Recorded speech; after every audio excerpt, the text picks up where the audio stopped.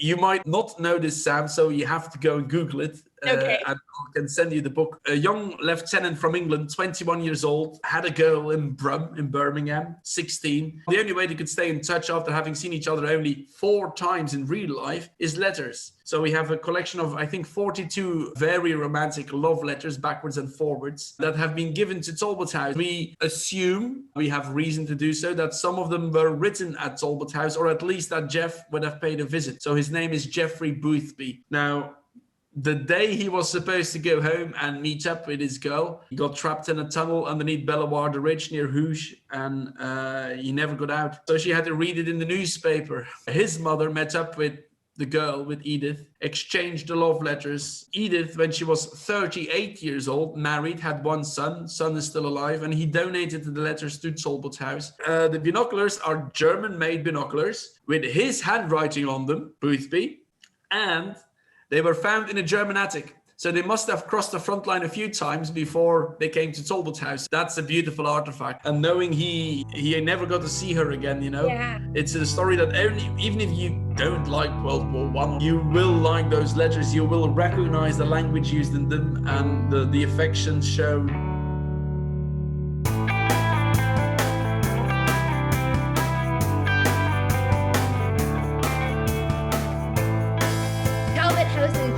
Belgium is a powerful place with a historic legacy that lives over 100 years onwards. My name is Samantha. I'm the Outbound Operations Manager for the Battlefield Tours of Canada. And through the COVID lockdown, I've been chatting with some of the most wonderful people in the Battlefield community. I'm really looking forward to chatting with Simon today. He's the manager of the Talbot House. We've known each other for a long time. I've had the privilege of first working with Simon back when he was managing a hostel in Flanders called the Peace Village. So happy that he's taken over the role of managing the Talbot House.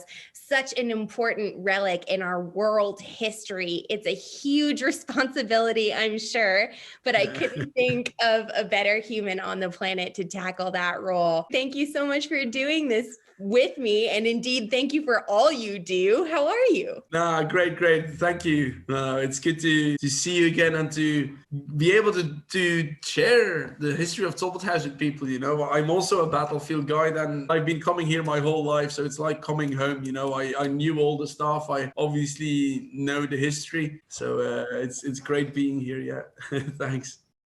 You worked with the Flanders Tourist Board to produce a video called "We Miss You." Yes. And for anyone who travels to Ypres a lot, to anyone who has friends in Flanders, that was a really emotional 6 minutes. Well, the sentiment is very correct. We miss you. We don't get to see enough of our regular friends. We all depend on it professionally as an income, you know, but it's different. It's not that. It's the sentiment.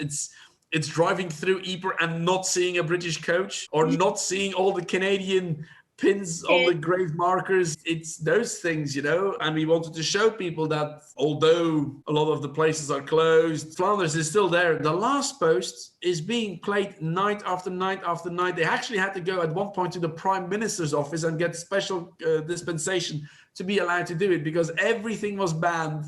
Everything, you know, except the last post. Replaying continues. Cemeteries are looked after. The work continues. The last post continues. The research in the museums continues. You know, there's so many things in place for this summer when the Brits are allowed to travel again. I'm quite confident that the first Brit in Talbot House is going to get a royal welcome. You know, we'll have the pipe band is going to pipe the coach in, I think.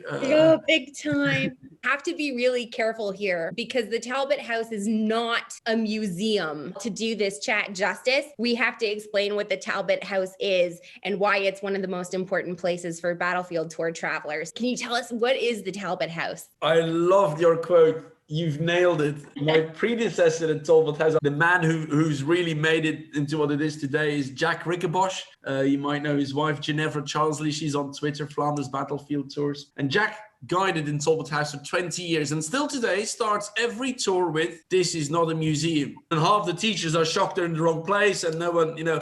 Talbot House was founded in 1915 by British Army chaplain Tubby Clayton. The whole goal was creating a home from home, a place where men could find refuge, be away from the noise of the guns, the trenches, a homely atmosphere with wallpaper, flowers, and real vases with green grass, with a few pianos they found, you know, like the one behind me here on the photograph. It was also a guest house, you know, where officers could spend the night before going on the leave train home, etc. It grew into a gigantic operation. Tubby estimated that he had seen 500,000 soldiers walking through in just 3 years.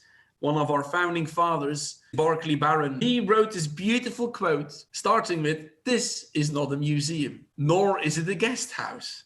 It is a home. Yes, you're welcome to put things, you know, on the walls and items and remind people of the importance of the house. And yes, you can put people to bed in the guest house, etc. But remember, it is a home, and many of our regular visitors don't feel like going to a museum. They just walk in whenever they feel like it for a cup of tea, chat with the warden, reading a book, and that's Talbot House." I'd also mention to anyone who's never even heard of the Talbot House and why it's such an important legacy for the world is because Popering, where you're located, is just underneath the western front line, the Ypres salient. So this was like the only respite. Can you tell us what it says over the door? On Tubby's room, you mean? Yeah, right. He actually nicked it off the Italian writer Dante. His version says, "Abandon all rank, ye who enter here."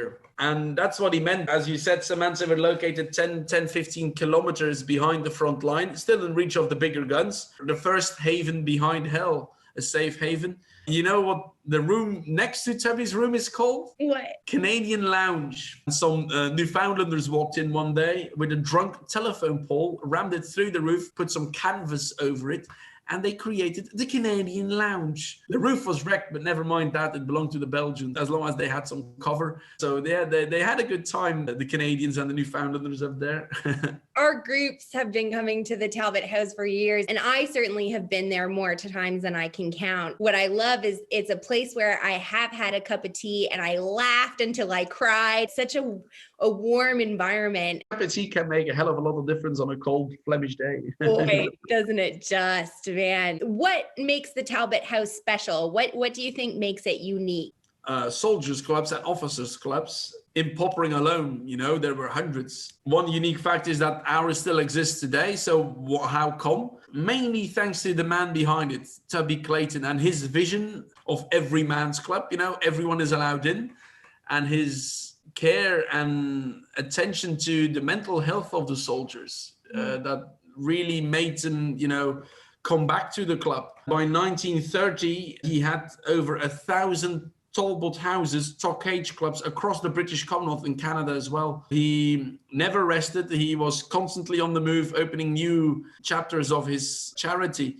I think Tubby Clayton is the one thing that made Talbot House a success.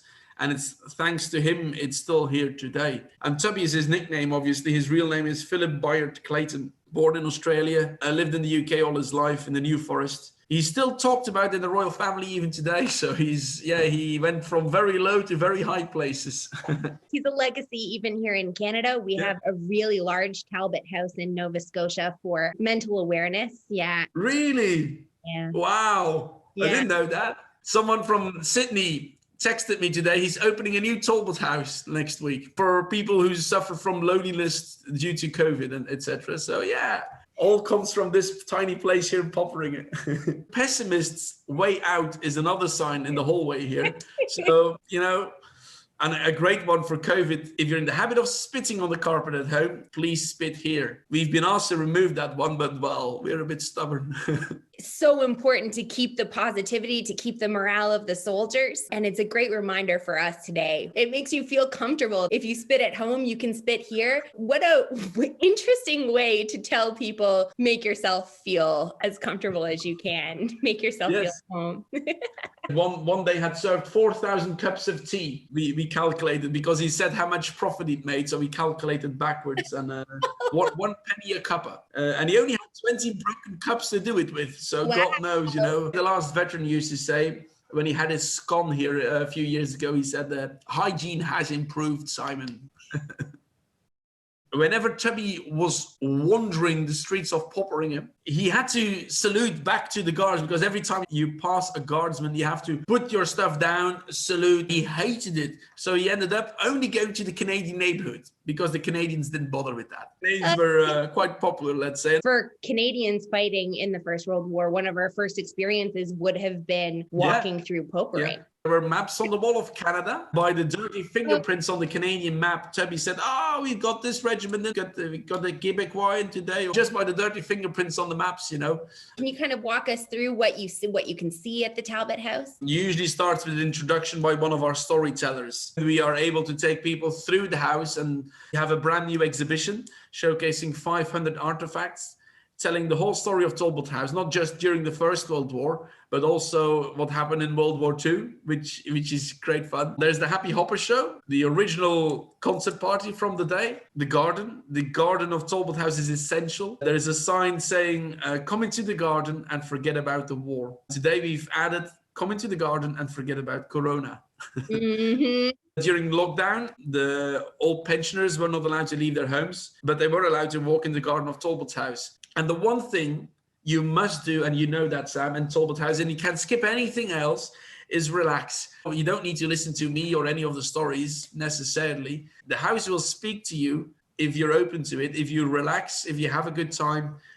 We will have our Canadian or our British or Belgian wardens again, our volunteers, and they will chat to you till sunset. Oh, sure. I think that's one of the highlights too, is the wardens. Can you tell us a little bit about what the wardens are? Since 1931, Talbot House has been run by volunteers mainly. I'm one of very few members of staff, if you combine everything with 3 full-time people at Talbot House. So everything else is done by volunteers, and the main job is the wardens. So they're usually 1 or 2 people who come over for 2 weeks, and they stay in Talbot House. They get their own room, the Barclay Barron room, named after our organizer. They welcome the visitors, offer people a cup of tea, coffee. They have a chat, answer a few questions. They're not guides, you know, we don't expect them to know everything, but it's mainly being the face of Talbot House. You're the host, the hostess, and you welcome people daily. You meet people from all over the world. It's great fun. Such a wonderful experience. All the wardens that I have met at the Talbot House have such incredible backgrounds, and they're so easy to talk to. You're right. We do have a few Canadians that come over as wardens. Susan, who you know, Raby Dunn, she's written 2 books that are just so wonderful on John McCrae. We've got them in the shop here. Oh, you've got them in the shop? That's awesome. I bet you she did all that research while being a warden there, you know? The people that you do have come in have some really wonderful backgrounds. It's literally everyone. We've had a salesman from Harrods, a former prime minister from a Commonwealth country. You need someone who has time, who cares about the house deeply as a volunteer, and they add so much to the atmosphere. They're vital. Speaking about that relationship, can we talk a little bit about the Talk H movement? Talk H is the abbreviation of Talbot House.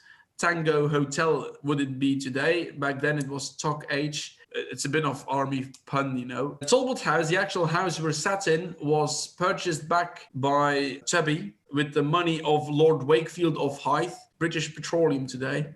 Lord Wakefield had a few bob lying around, and he bought the house of a Belgian banker. And it was gifted not to Talk H, not to the town, which is, you know, politics. It was gifted to the newly found Talbot House Association, a non-profit run by both Belgians and British board members, all volunteers. And that's how it's been ever since. And these people, again, the board members, are incredibly determined. In 1940, the house was occupied by the Germans, and they had a board meeting in the canteen. You can see on the photograph I'm sat in. On those very tables as well, those tables date from 1929, and some of the chairs are from 1915 still. And right under their noses, you know. And when the Germans said we're going to commandeer the house, they emptied it. Even the piano, everything else was moved away. One of the board members literally lost a hand due to frostbite because the Gestapo was chasing him for weeks on end. Yeah, for them it's home from home as well, and that's the beauty of it, you know. Every man's club. There's many places that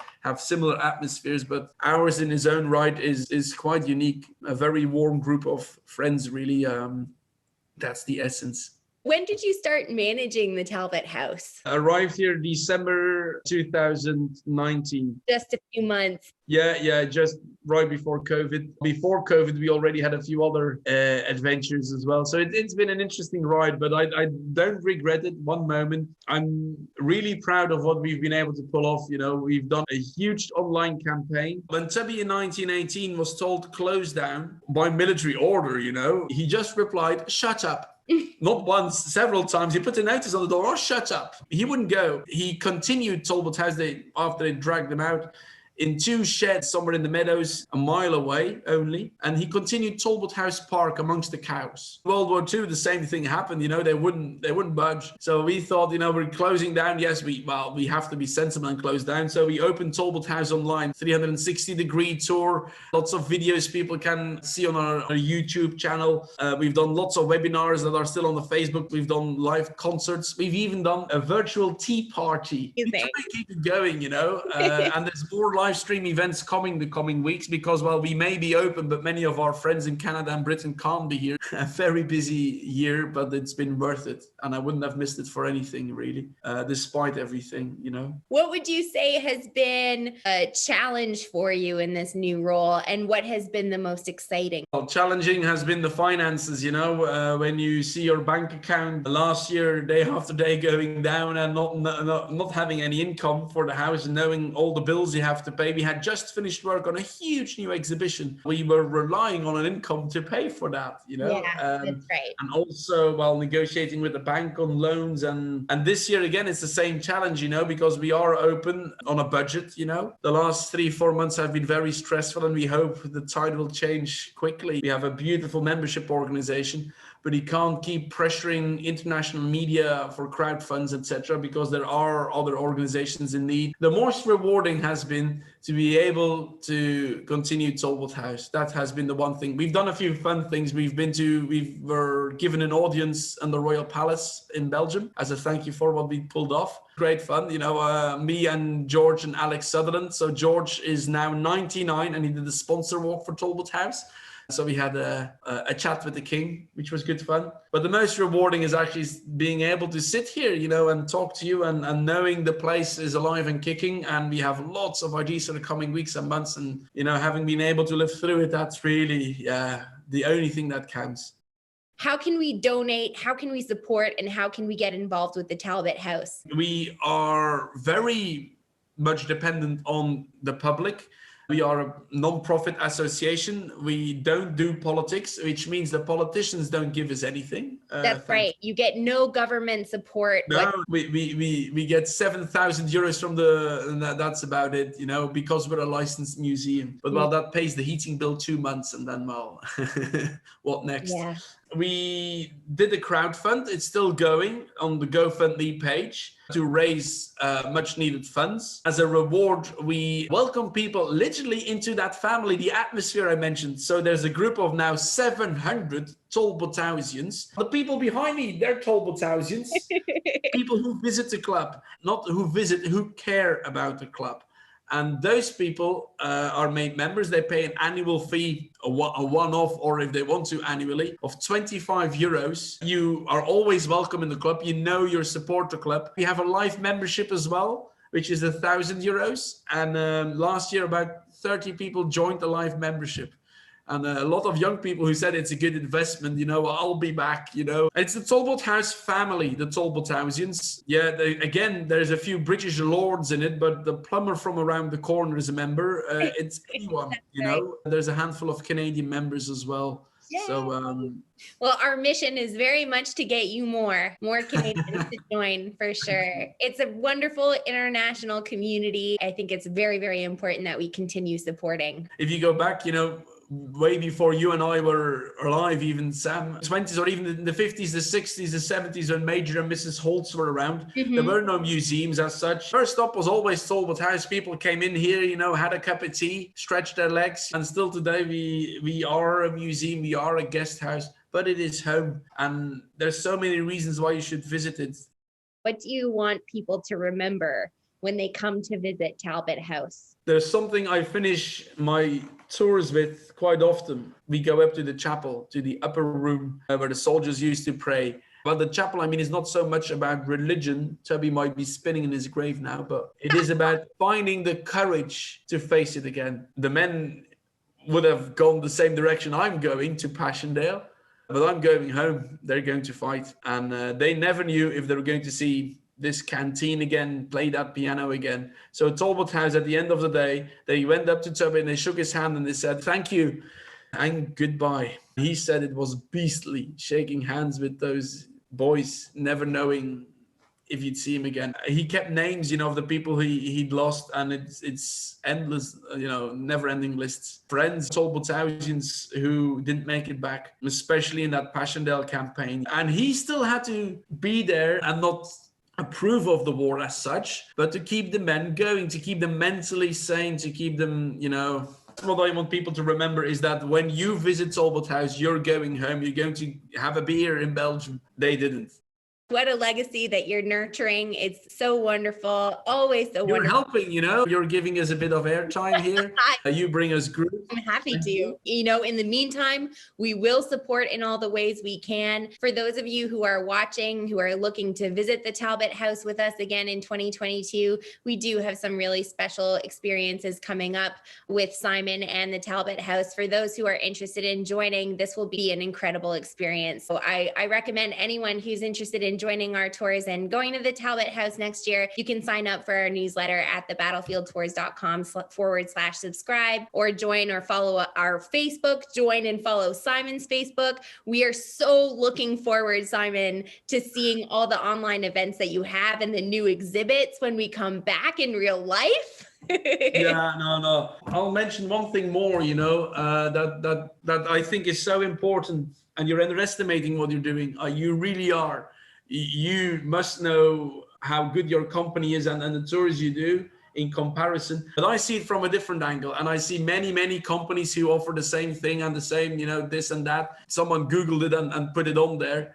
It makes a hell of a lot of difference for us to deal with the travel agent who knows what they're talking about, but even more so if they have someone like yourself or one of the guides on a tour. For the people on the tour, they get so much more out of it. And I think this YouTube channel is the evidence, but the tours you run, they're worth so much more because you run them and not someone else. It makes a lot of difference. I saw that working with you in the past, that the people on the tours got a lot more out of it than the average other group. And trust me, we've seen a lot. Oh my God, that is. It was raining outside in the garden 2 Decembers ago, and the teacher asked, that big white building, can we take shelter in there? They didn't even know they were in Talbot House. You see?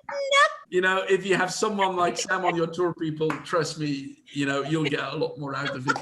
And I hope I'm doing this job for a lot longer. It's definitely it's been a year. We'll get back to it. If you ever want to do something live, I think our community would love please. that. Yes, we'll set the date. I'm very happy to do it. It gives me a chance to speak to people, and I know your audience is very much switched on, so yeah, they are. Bless them all. Thank you again for doing this with me. Thanks. Great talking to you, and when you come over, we'll have a good party. A party for the ages, big time.